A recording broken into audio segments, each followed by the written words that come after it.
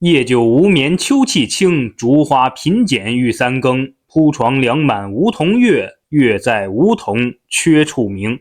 Hello， 大家好，我是阿茶，欢迎收听新一期的鬼话怪谈。今天第一个投稿故事发生在8、9年前，是这个粉丝在漂亮国上大学期间经历的恐怖事件，甚至后面还死了人。不过当时他并不知道自己周围的灵异事件是鬼干的，还是回国后被一个大师给看出来了。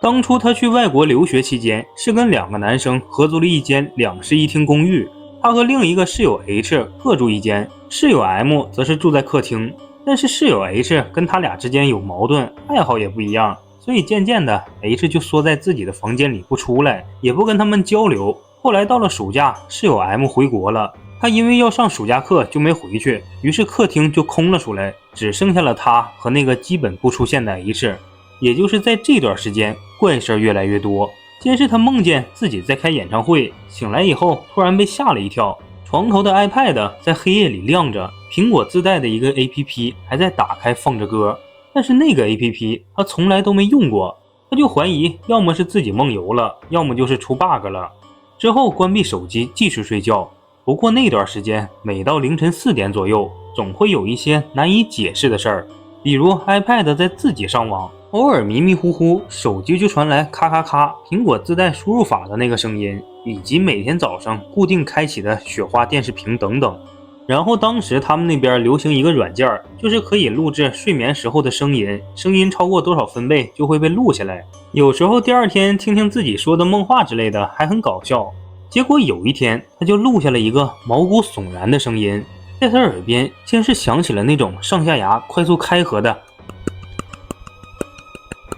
咔哧咔哧的动静，接着就是沙沙沙沙沙沙沙，什么玩意儿嘴里发出来的声音。他早上听的时候人都麻了。之后那天他正好要上课去学校，恰巧在公寓楼下碰见了同学 R， 于是就把这件事跟他说了，还把录音放了一遍。谁成想他听完一点反应都没有，也没有我操这啥情况的惊讶。他呢就给自己讲了个故事，说他和女朋友租的那个公寓房间跟这个粉丝的户型是一样的，只不过他俩没有室友。但就是在前2天，俩人都不约而同的梦见在跟一桌子死人吃饭，并且那些人吃饭是不咀嚼的，就是上下牙不停的。最后他俩都不知道自己是怎么醒过来的。而且更严重的是，最近晚上他和他女朋友每到半夜就吐出来的都是红色的血水。他听完整个人都凉了。后来他俩就开始扯别的，R就说你最近在家健身能不能小点声，总能听见你家咚咚咚的，是不是你那个傻逼室友啊？我靠，他说我在家的时候没人出来呀。当即俩人就赶紧回去试了一下，可无论怎么试，R在楼上都没听见。不过好在他们都是大大咧咧的性格，这事儿没过几天就被抛到了脑后。但是没过2个月，那时候室友 M 也回来了，他俩就慢慢发现房间里开始发臭，虫子也特别多。那第一反应肯定是天天闭门不出的 H 啊，俩人就过去敲门，想问问是什么情况。等 H 出来，那个臭味也跟着一起扑面而来，他就让 H 赶紧收拾屋子通通风，要不然太影响别人了。可人家压根就没搭理他，甩手就把门给关上了。之后又坚持了1周，他和 M 实在顶不住了，就找来了房东。3个人敲门，里面没有任何反应。最后房东就拿钥匙打开了 H 的房间，里面没人在，但是房间里异常恶心，地板上都是黑不溜秋的。最关键的是有很多虫子在床周围。他们就顺着看，把被子一掀，虽然说不上多吧，但也得有10几只那种黑色带翅膀的虫子。房东都被气死了，当即给 H 打过去电话，让他赶紧回来收拾。可电话那头呢，接通后一点声音都没有，也不关，就那么僵持着。房东也是来气了，直接说不租了，给他3天时间把东西搬走，要不然全给他扔了。随后就挂断了电话。而最诡异的事儿发生在3天后，他俩就跟房东反映说还是恶臭，好像 H 这2天就没回来过。房东就带人过去准备清房，打开房间，屋里全是虫子，被子还鼓鼓的，一掀开所有人都吐了， H 死了。这一下警察就得过来呀，他们前后被审了好几天，最后确定确实不是他们干的才完事儿。也是没办法，他只能换房子住。但万万没想到，换了房子以后，那个牙齿上下开合的动静又出现了。再联想到死去的 H， 只要不是脑子有病，都肯定知道有点关系。他呢就联系他爸妈，后面基本是1周之内请假回的国。然后他还有个2岁的妹妹，等他回到家以后，父母就到处打听有没有比较牛逼的师傅。就在这期间的一个晚上，他睡得正香的时候，就感觉耳边有人在说话，迷迷糊糊的睁开眼睛，看到妹妹竟然坐在自己床上，手舞足蹈的，嘴里还发出那种上下牙开合的动静。突然他妹妹好像发现了什么，瞬间回头看着他，对他很诡异的笑。他吓得赶紧把爸妈喊起来，接着他妹妹就发出了一种很刺耳很尖锐的叫声，当时把他们3个人都吓到了，并且一边往他们这边爬，嘴里一边。就在这一瞬间，他感觉眼前这个人不是他妹妹，他爸妈都懵逼了，也有点害怕。还是他想起来，赶紧去客厅想把狗抱进来看看，结果他家的拉布拉多死活不进去，强行给他抱进屋里，他也立马跑开，趴在地上。他爸妈还不敢过去抱孩子，虽然是自己的，但他形容当时那个场景换谁来也不行，太吓人了。于是他们3个就围着床周围，防止妹妹掉下来。就这么一直僵持到了凌晨2点多，他妹妹才突然安静下来，下一秒就躺在床上睡着了。等到了第2天，一家4口直奔道观。可说实在的，那个道观确实没处理过这种情况，就只是让他们暂住2天看看。这2天倒是一切正常。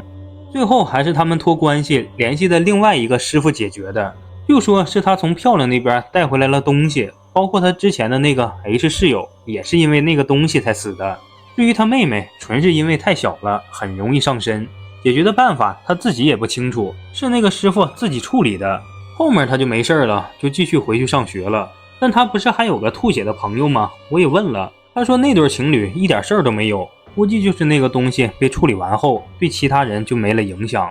可我觉得对我的影响还挺大的，我被吓得惊魂未定，手痉挛了一段时间才好。像我虽然年纪不大，但日常工作生活都过度用手，无可避免。平时白天要花大量时间整稿打字儿，晚上又整宿不睡打游戏。一开始只是手抖，后面演变成酸痛，像是被细密的针直扎，痛从指尖蔓延到手腕，又麻又痛，手指弯曲都十分困难。后面去看医生才得知，我是手部过度劳损，长时间进行重复性的手部动作，会使手部肌肉肌腱过度使用，导致肌肉疲劳、肌腱磨损，引起疼痛。而且肌腱在反复摩擦的部位容易出现炎症，要是再不重视，长期下去容易患腱鞘炎。如果大家也有以上情况，要赶紧重视起来，舒缓手部疼痛，预防腱鞘炎刻不容缓。有人可能会选择热敷或者找师傅针灸去缓解疼痛，但是一个麻烦一个贵，效果可能也没多好。购物平台上的相关手部产品更无法确定质量。不过在我购入多方对比，真实试用后，最终选择了这款喜来康手部按摩仪。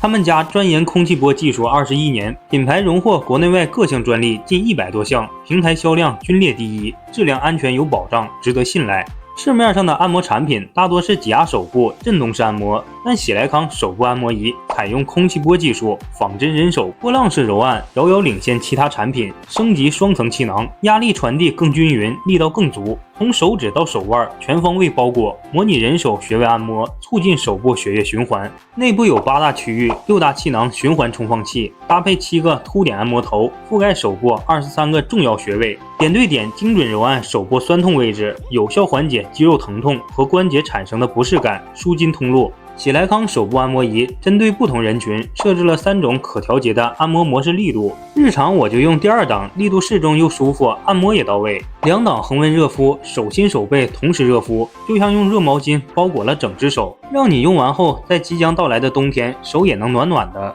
特别是对于我这种生活在北方寒冷的人，一到冬天外面零下几十度，没等到家呢手就硬了。这简直是为我设计的手部神器，还能促进血液循环，养生又助眠，而且它还不挑手型大小，左右手完美适配。我在试用了1周后，手部僵硬疼痛的感觉真的是得到了明显的舒缓，再也不用担心手部得腱鞘炎了。那么如果你也是跟我一样的重度用手人群，或者手部时常感到僵硬疼痛的话，真的可以试试这款喜来康手部按摩仪，简单快捷即可放松双手，舒缓手部疼痛。如果有感兴趣的小伙伴，可以现在点击视频下方的评论区领券购买更加优惠。下面这件事儿相对较长，一切都是因为那个东西导致的，我就以第一人称讲述。我所要讲的全都是从6、7岁开始的亲身经历，如果你不信，可以当做鬼故事听。但如果有当时在场的知情人看见我所说的事情，也请不要声张，因为我不太想让家里人知道。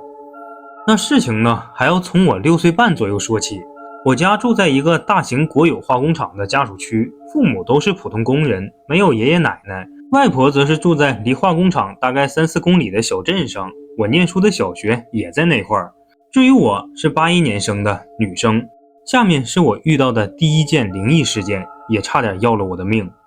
在我小学1年级的时候，有个好朋友叫阿慧，跟我是超级无敌好的闺蜜。她的父母也在化工厂上班，我们都住在家属区，而且还是同桌。事情发生在那年春天的某个下午，据我外婆后来说，应该是下午第2节课左右。当时老师正在黑板上写字，我也不知道怎么的，就稀里糊涂的钻到了我和阿慧的课桌下面。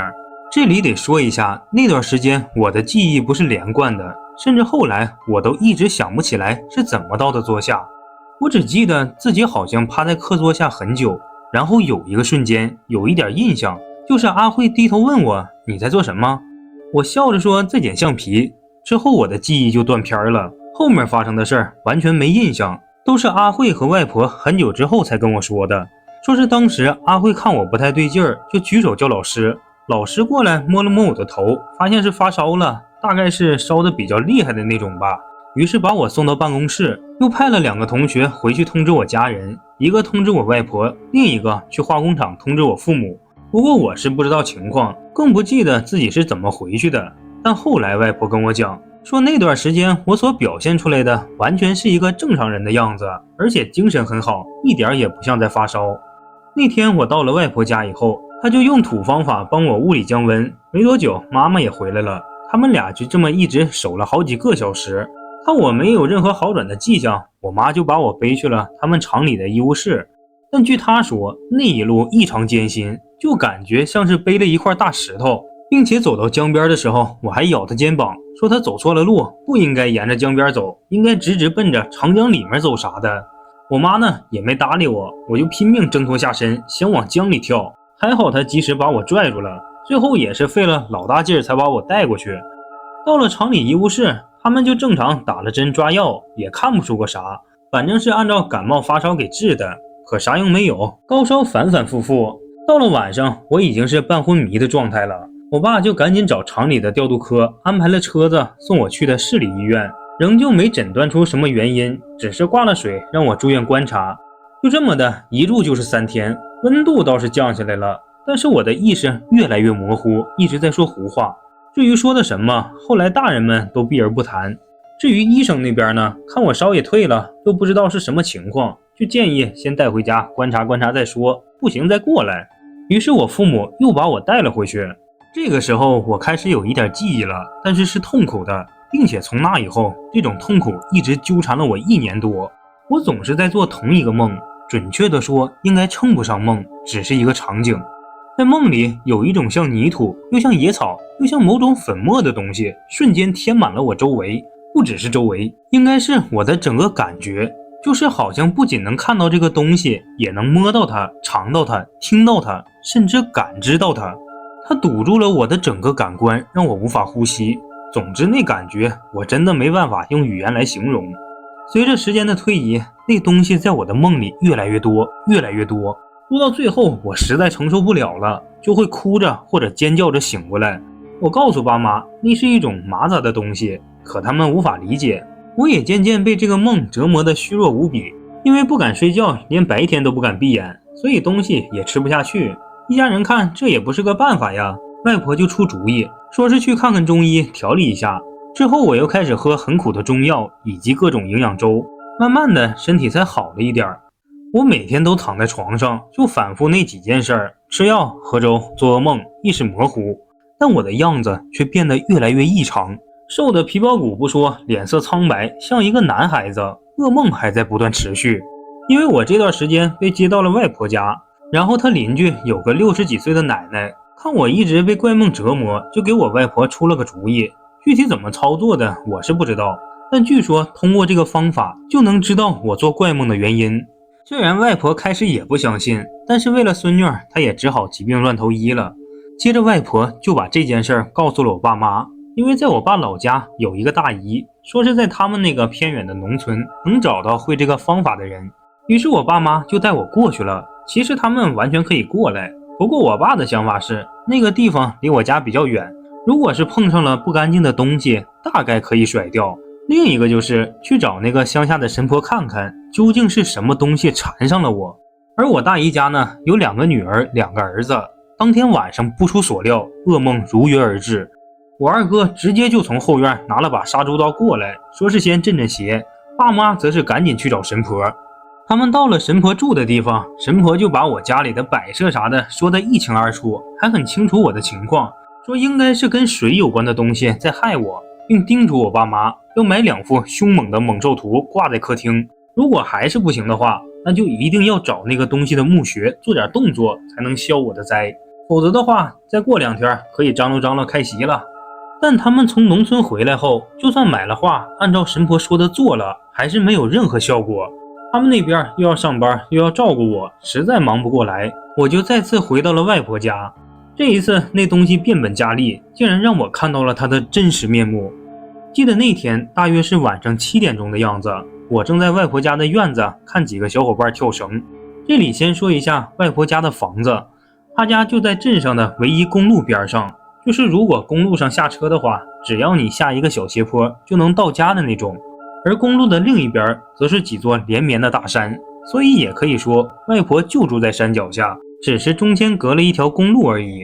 当时我就站在那儿看跳绳，看着看着就觉得身体开始发冷，可那时候正值初夏，天气比较热。到后面我实在忍不住哭了起来，外婆就赶紧过来问我怎么了，我就是哭也说不出什么。然后外婆就觉得事情不对，赶紧抱着我往屋里走。就在我抬头的一瞬间，看见外婆屋后的一座山半山腰的一块很大的石头上，有一个红色衣服很长头发的女人正低头坐着。当时那个样子有点像现在的瑜伽动作，又有点像打坐，就是双腿盘着，手放在2个膝盖的位置，低着头，看不清脸。这是我亲眼所见，我直接就叫起来，外婆外婆，那块有个人坐着，红衣服的女人。下一刻外婆就用手蒙住了我的眼睛，急匆匆地把我抱进了屋。回到屋里，邻居们也跑过来帮忙，又是掐人中，又是喂我喝盐水，各种折腾。可我始终说冷，说害怕。最后邻居那位60几岁的奶奶就给外婆出主意，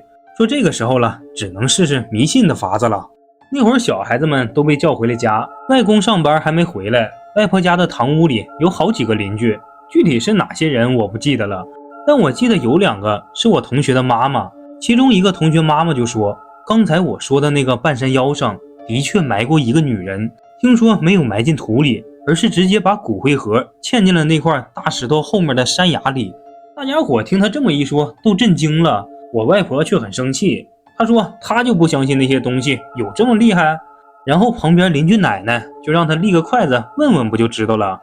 刚开始外婆念她所知道的附近一些过世人的名字，但是筷子一直都需要用手扶着，只要一松手就会倒下来。可是当问到是不是那个石崖里女人的时候，筷子立起来了。邻居奶奶就赶紧说好话，说什么我与她无冤无仇，不要来害我，还说如果她安生了会给她烧钱请吃饭感谢啥的。不过等了很久都没见有什么反应，外婆就特别生气，用手碰了碰筷子，纹丝不动。之后又想去折断，还是没成功，外婆就怒了，跑到厨房找了把菜刀，狠狠地砍了下去，筷子从中间断掉，碗都被砍飞了。但诡异的是，碗掉在地上居然没摔碎，并且剩下的3根半截筷子仍然插在碗中间，直到碗里的水流完，筷子才倒下。大家都被这一幕惊呆了。接着发生了啥我不太记得了，好像有人给我额头涂了公鸡血，然后外婆和我那2个同学的妈妈一起连夜把我送回了化工厂的家里。这件事过去以后，我做噩梦的次数倒是少了很多，基本上恢复了正常的作息时间。家里人呢也都以为一切过去了，其实没那么简单。这时候我终于开始上学了，由于落下了很多功课，还特意花周天的时间在老师家补习。就在我恢复上课的第2个星期，有一天早上，我爸叫我吃早饭的时候，突突然问我额头上是怎么回事儿。我说什么怎么回事儿？我就去照了照镜子，发现原来我的眉心位置突然出现了指甲盖大小的一团红印儿。那红印儿一看就不是碰到的，因为很小，而且红的颜色也很奇怪，是粉红粉红的，跟蚊虫叮咬的颜色完全不一样，也不痛，没有感觉。由于之前的经历，就导致他俩应该是意识到了什么，就又一次把我送到了外婆家。到了外婆家吃过午饭，他们就把我安排到了卧室睡觉。半个小时后，大人们以为我睡着了，就开始小声说话。其实那个时候我既害怕又有点好奇，于是偷偷趴在卧室门口听。记得没错的话，外婆告诉我爸妈说她已经打听到那个红衣女人了，说是在我爸工作的化工厂旁边还有一个较小的化工厂，那个女人就是那个厂里的，也不知道是怎么死的。反正当时才20岁，没谈过恋爱，没有父母，只有一个比他大不了多少的哥哥。然后在他离奇死后，是他哥哥和朋友给他操办的丧事儿，火化的时候还给他特意穿了一套红色的嫁衣，额头特意点了一个红点儿。听到这儿，我真的被吓坏了，不敢再听下去，跑到床上蒙头强行睡觉。但是这一次，我竟然在梦里看见了他，还是坐在那个半山腰的石头上，低着头，长长的黑发。接着又是像那些野草、像泥土、像粉末的东西把我包围，我再一次在哭喊中醒来，噩梦仍在继续。此时的外婆也已经完全相信了邻居奶奶的话，后面俩人不知道通过谁问了一卦，说那个女的纯是想弄死我，啥原因不知道，她说什么都不要，就要我去死，如果想救我，只有一个办法，就是封她的墓。我呢，不知道大人具体是怎么做的，但在我的一再追问下，我爸还是跟我透露了一点，他只跟我说了自己花钱请了几个人跟他一起去，至于对那个女的墓做了什么，他坚决不说，还说他过去的时候看见那女的的骨灰盒确实镶在山崖上，而且那个石壁上面还有一个大大的十字架，以至于到现在我找了一个全家都信天主教的老公，我爸居然说是跟那女的有关。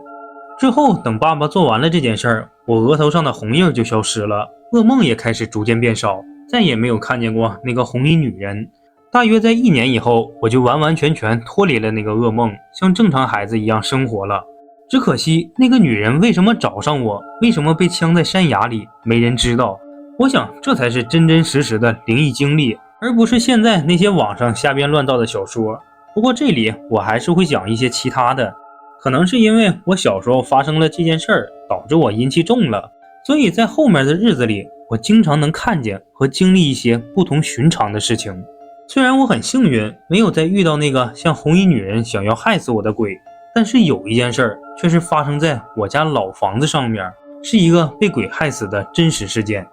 大家都知道，我家原来住在化工厂，在我小学6年级的时候，厂里分了一次房。阿慧她家就很幸运，分到了厂里在市区建的新房，而我家则还是在化工厂里，只是分到了原先那些厂领导住过比较好的一套2室1厅。先介绍一下那个房子的格局，其实有点奇怪，就是从阳台这边看是4楼，但是却不用爬4楼的楼梯，因为那房子是依着一个石壁建起来的，我们那层楼刚好和石壁顶端一样高，所以由一个天桥连接，只需要上几步楼梯，过一个小天桥，再下几步就到家了。而下面的楼层其实就有点像现在的复数楼层。我家呢，简简单单标准的2室1厅，1厨1卫，2个阳台，一个用来晾衣服，一个用来补充太小的厨房面积。我从6年级开始就一直住在那儿，开始那2年一切正常，后来妈妈下岗外出打工，我才第一次看到了不干净的东西。那天晚上爸爸上中班，就是晚上6点钟上班，第2天凌晨1点下班。当时因为妈妈不在家，我就睡在她和爸爸的主卧。其实我睡那间房是有原因的，因为他们那个房间是靠近天桥，连着石壁的顶端，石壁顶端是一个平台，平台上有一排房子，是厂里的单身员工宿舍。那一排房子外面有很大的路灯，所以爸妈的主卧里即使关了灯也不是一片漆黑。我呢，这样一来一个人睡觉也就没那么害怕了。记得当时应该是12点刚过，我刚上完厕所回来躺下没多久，就听到了奇怪的声音。那会儿主卧室的门是完全大开，靠着墙壁的那种。由于我家那扇门都快要掉下来了，已经摩擦到了地上，所以如果想要关上的话，门就会和地面摩擦，发出吱呀呀的声音。而且关上门的时候还会一卡一卡的。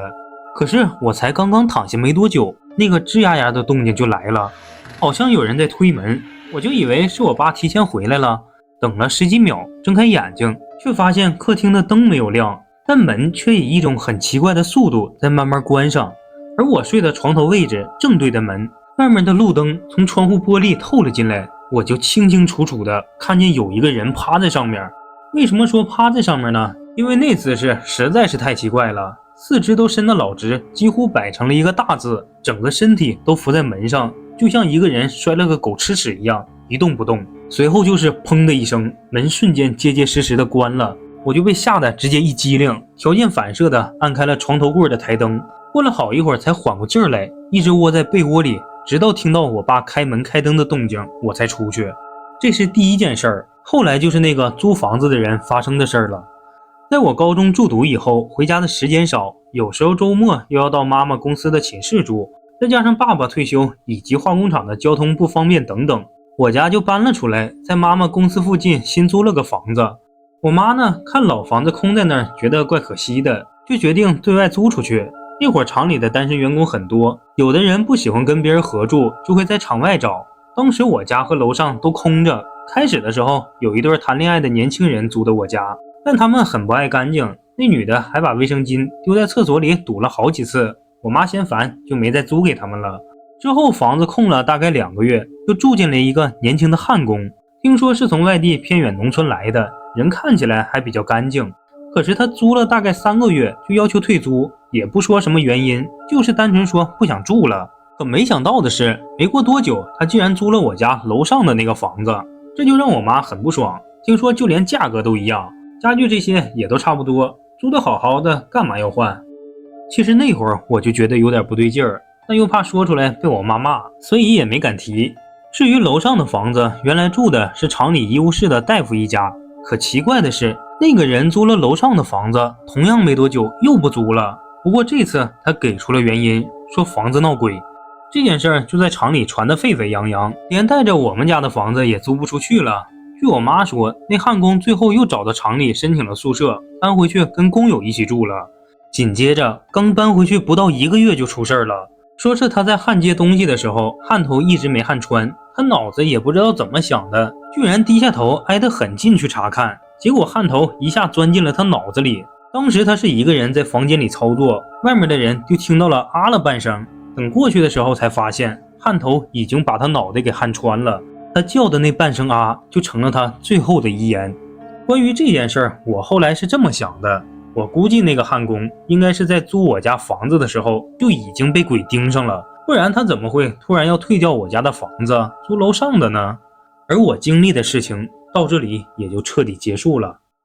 好了，这就是本期的所有内容啦。如果有喜欢的小伙伴，还请多多3连支持一下。如果有相关经历的，可以后台直接私下查。我们下期再见，拜拜。